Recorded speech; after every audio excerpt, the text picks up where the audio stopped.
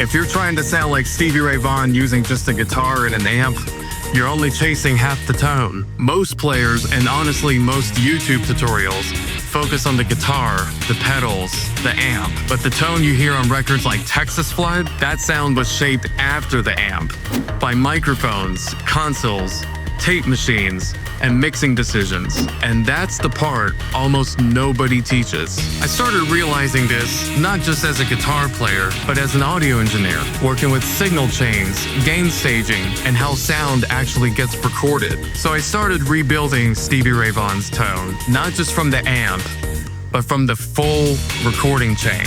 And everything changed. These are the amps by themselves.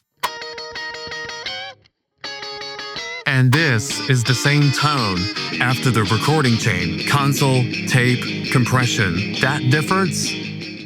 That's the sound of the record. So, I decided to build something that shows exactly how this works inside Logic Pro and other digital audio workstations. Not just presets, but the full signal chain, step by step. It's called the SRV Theory Tone Lab. It's a complete Logic template and walkthrough that shows you how to actually build this tone from the ground up. Right now, I'm opening it up to a small group, about 20 people, before I release it publicly. So if you've been chasing that Texas Flood tone, this is your chance to finally understand how it actually works. There's a link in the description.